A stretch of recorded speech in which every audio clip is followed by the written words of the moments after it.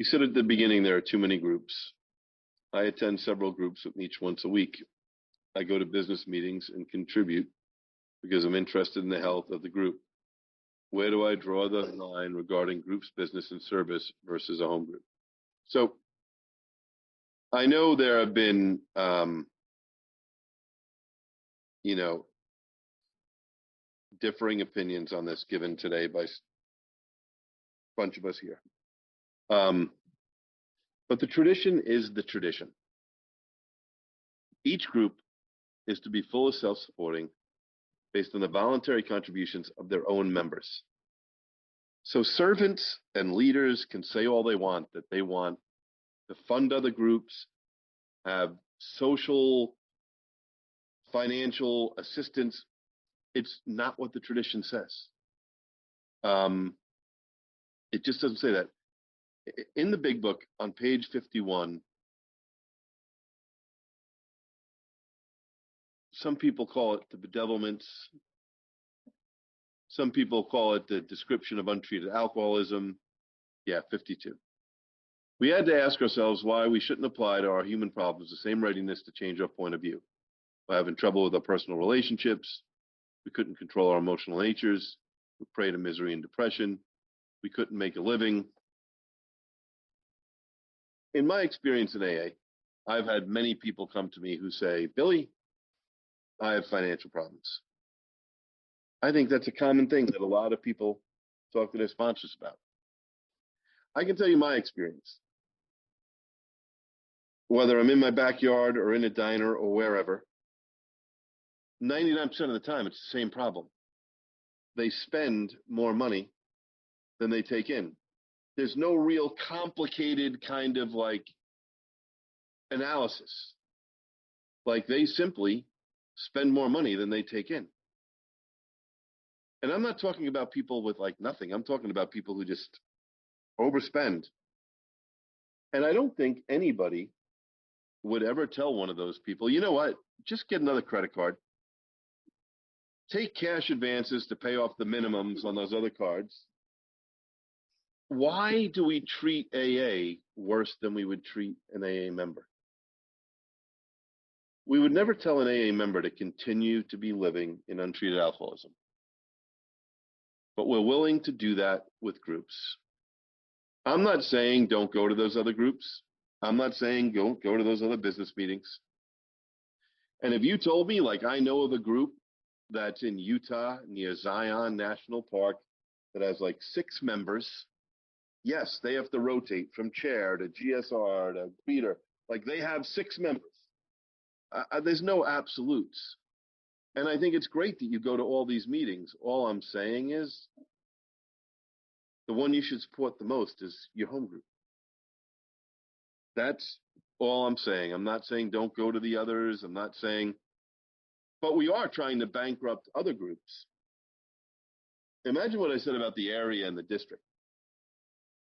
Groups are giving money to the district and the area to reach suffering alcoholics, not to bail out non-supporting groups. Sponsorship workshops, new to meeting workshops. Those are all great ideas. Most of the problems in AA come from sponsorship.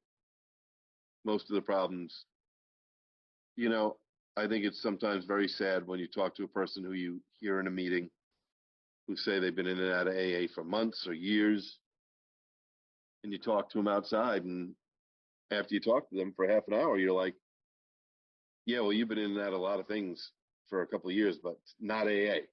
Like, you haven't been in AA.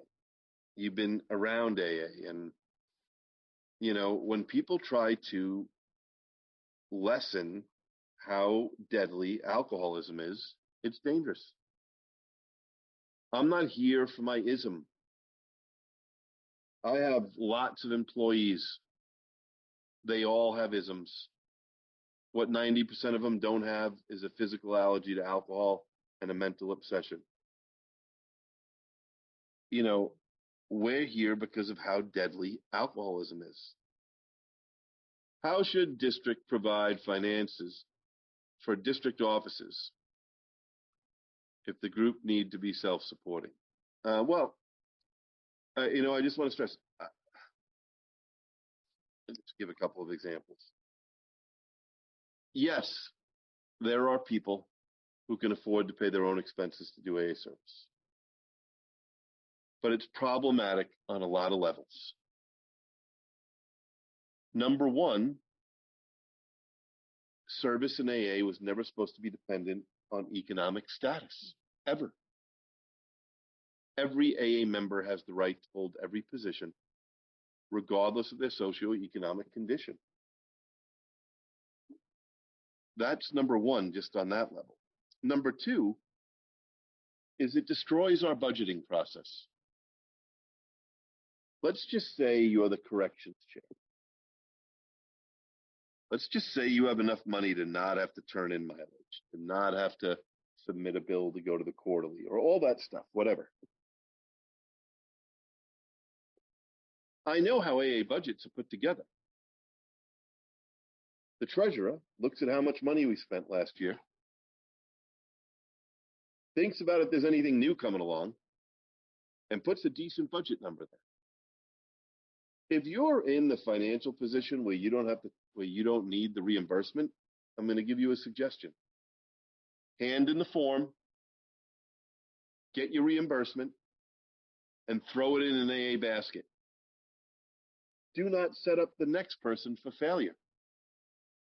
Like, I know my socioeconomic condition when I was a GSR. I know it when I was a delegate. I know it today.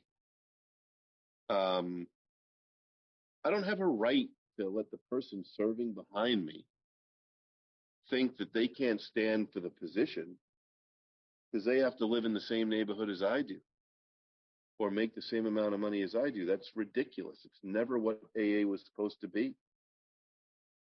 Everybody has a right to serve. Please explain to us what the treasurer does with the money. When is the statement from the bank? I've never seen a statement or a note from GSO. Yeah, well, that's another thing.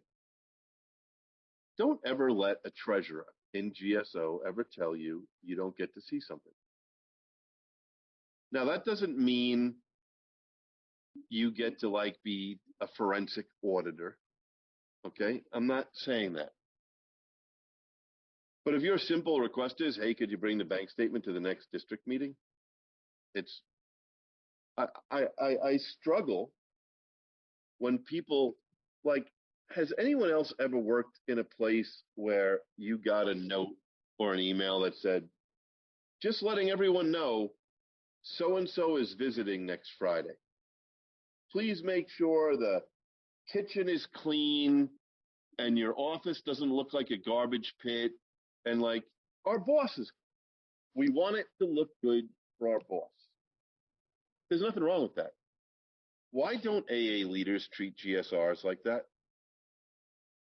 Why don't AA leaders think that I have bad news for AA leaders? If the request comes from above you in the triangle, it's not optional. It's not optional. So let me give you that example. The GSR asked the district treasurer or the area treasurer to see a copy of a bank statement. It's not optional.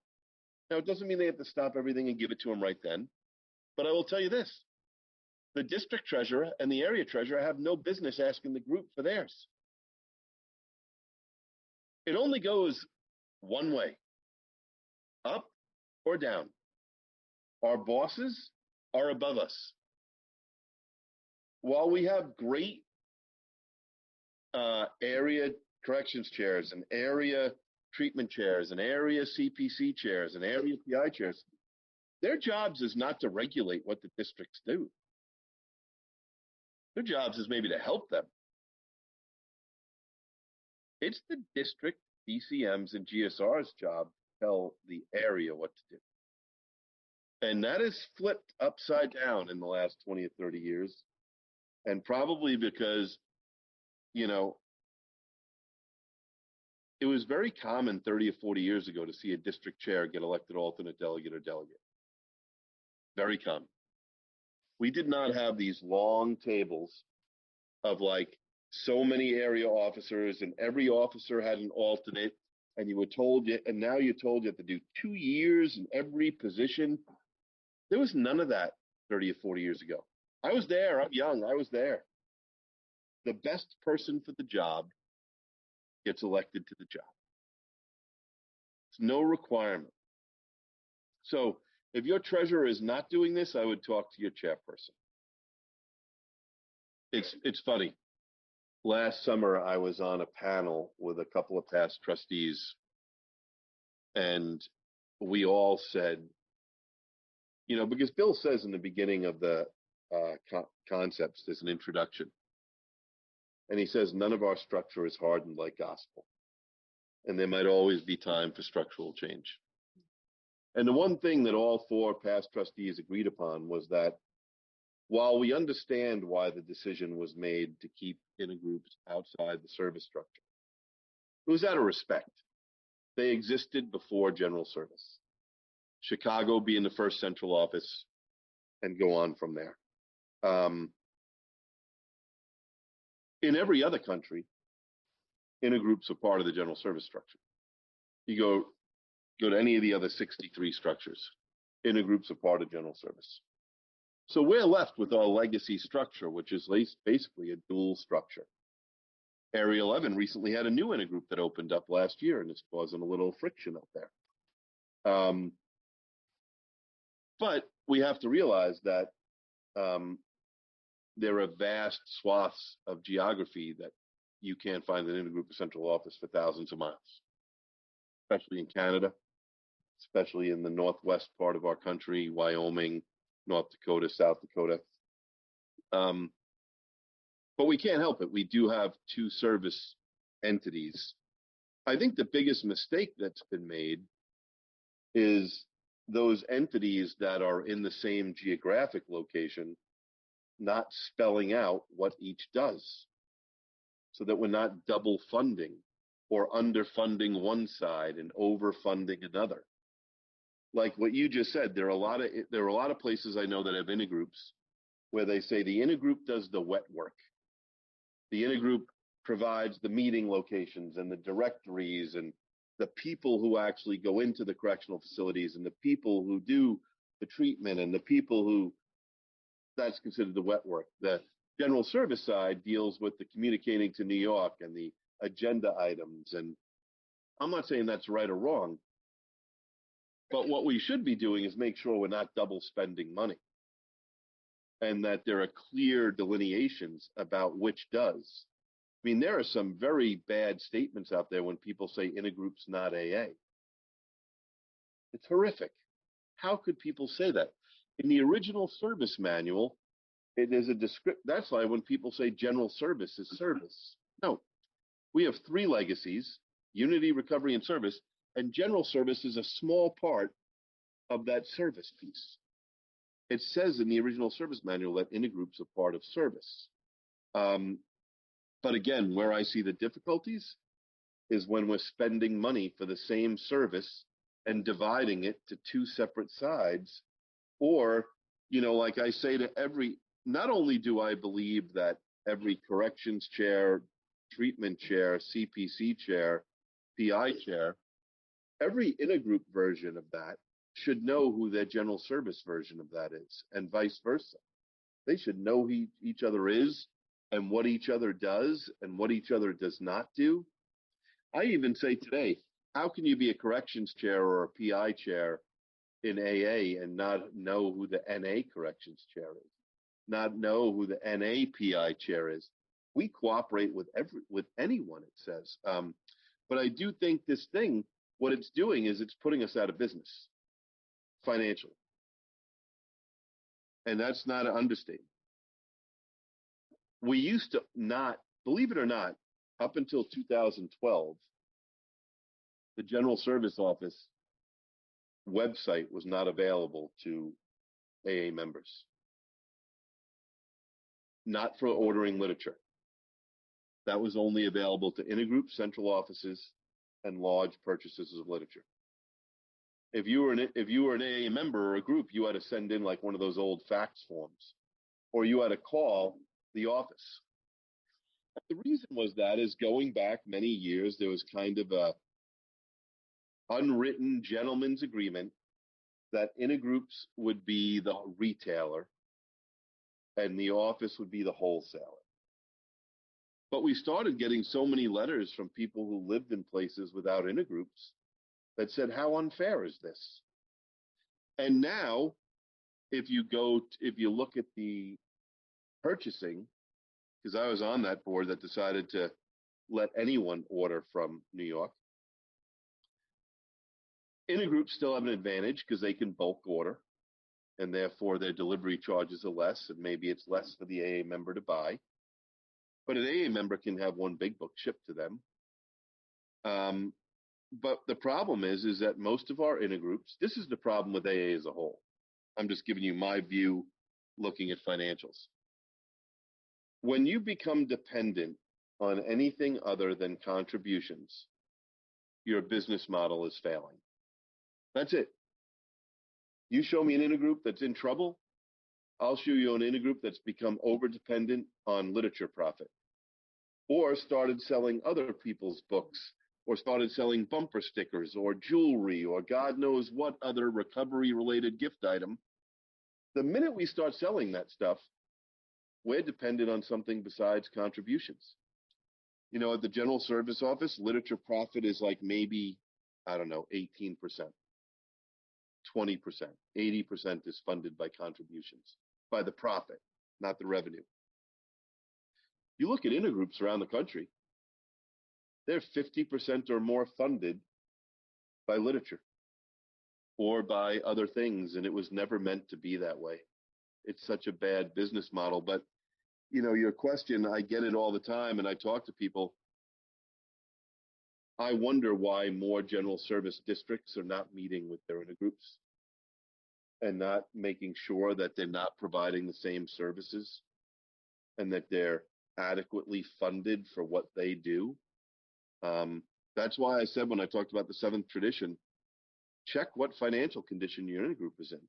Check what financial condition your district is in, and see what they're doing with the money. If you're sending money to somebody who's just giving it to somebody else, I can tell you, when I send a check, which I do every month to Dr. Bob's house, that's a charity donation, not an AA contribution. But I don't expect them to send that money to Stepping Stones. I sent it for Dr. Bob's house. When I send money to the North County in Palm Beach intergroup, I expect them to use that money for alcoholics who are dying in the north part of Palm Beach County, not to give it to someone else. Why do AA leaders believe that they're smarter than groups? I don't get it. I don't understand it. And by the way, if we were anyone else besides AA, we'd be in big trouble. You are not allowed to take gifts as a nonprofit that you tell people you're using for your service and use it and give it to someone else. There are groups in Maine, geographically in Maine, that belong to the one of the French Canadian Quebec regions or areas, because they're mostly French speaking. Okay. There are groups, I don't know if you've ever heard of the Quad Cities, but it's 4 cities on the border of Illinois and Iowa. They're right there on the border, on the other side of the river from each other. They decide who they want to. Now, what I would say is the group should only be voting in one of those intergroups. But who they contribute money to goes to the other rule. What? I said they should only be voting in one of the intergroups. That's the way I would look at it. But who they contribute money to. Now, if both of those intergroups are serving the group, then maybe they do deserve a vote there. And that would make sense. I know this. There are 2 kinds of business in AA. My business and none of my business. And what that group does is none of my business. I really mean that. Like, what I think becomes bad is I've seen a trend lately. There are groups that are mad at New York right now. I don't even like to say New York. The General Service Board, the General Service Office, they're mad about the preamble. They're mad about the plain language big book. They're mad about this. People are always mad in AA. If you want to withhold your seventh tradition contribution, that's your business. But I now hear people saying, send it to Dr. Bob's or Stepping Stones instead. Those board members for both of those outside organizations would say AA groups should not send money to them. If an AA member wants to, that's fine.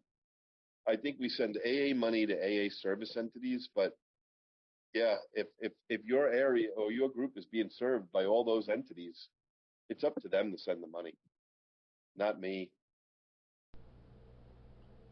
All audio and video files on the district6aa.org website or the District 6 in Area 15 YouTube channel are for personal use only. Reproduction, distribution, and commercial use are not permitted. In accordance with District 6 current practice, no faces are shown in our videos and audio is scrubbed for anonymity prior to publishing. Contributors whose voices are heard have given consent to be recorded and published consistent with our terms of use. Opinions expressed by the presenter are their own and do not necessarily represent the group conscience of District 6 as a whole.